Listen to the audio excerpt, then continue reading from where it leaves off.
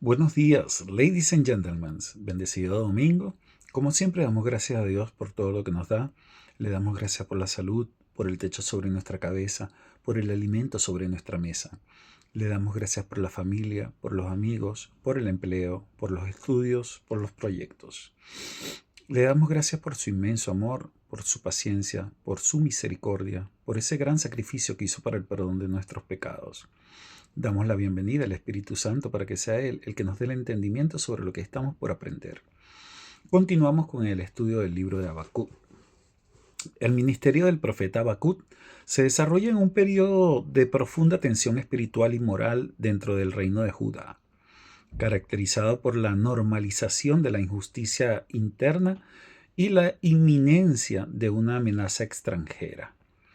El propio texto bíblico sitúa el clamor del profeta en un contexto donde la violencia y la corrupción no provienen de naciones paganas, sino del interior del pueblo del pacto. Habacuc describe esta realidad al declarar: ¿Hasta cuándo, oh Jehová, clamaré y no oirás? Y daré voces a ti a causa de la violencia y no salvarás. Esto está en Habacuc 1:2. Desde la perspectiva interna, Judá atraviesa un colapso ético profundo. El profeta no denuncia una simple debilidad espiritual, sino una perversión activa del orden moral establecido por la ley de Dios.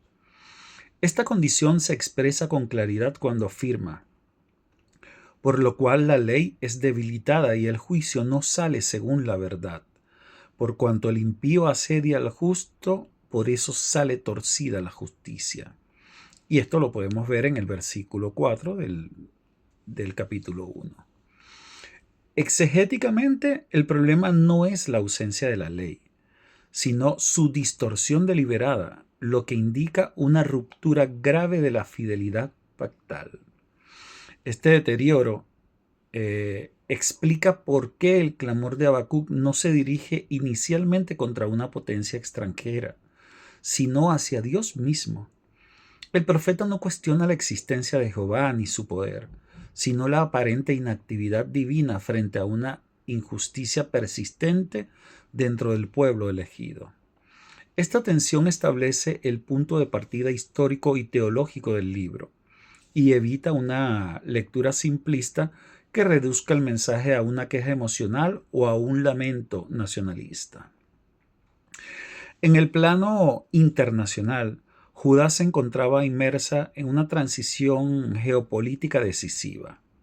Aunque el libro no menciona explícitamente a Asiria, el contexto histórico presupone su declive como potencia dominante y la emergencia de Babilonia como nuevo imperio en expansión.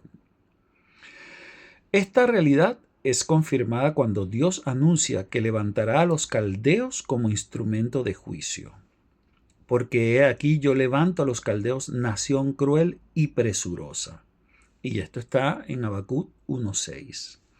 La mención directa de Babilonia ancla el mensaje profético en un marco histórico concreto y verificable.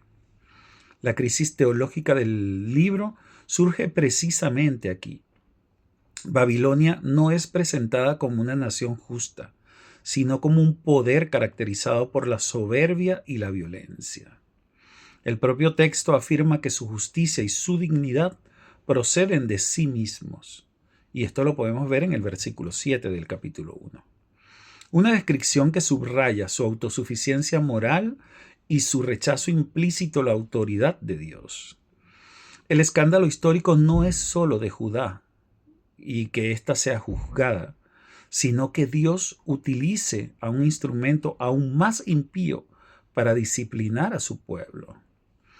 Desde una perspectiva pactal, este contexto bíblico revela una verdad fundamental.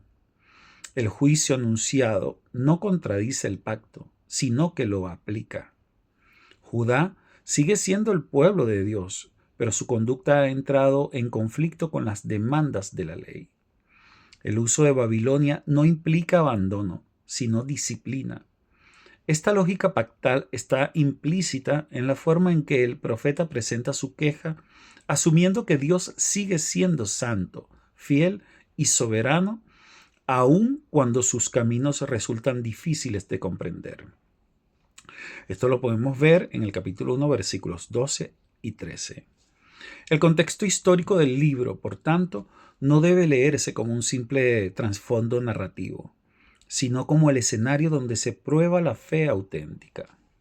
Habacuc no vive una crisis política aislada, sino una crisis teológica profunda que surge cuando la realidad visible parece contradecir el carácter revelado de Dios. Esta tensión histórica prepara el terreno para la afirmación central del libro, que será desarrollada más adelante.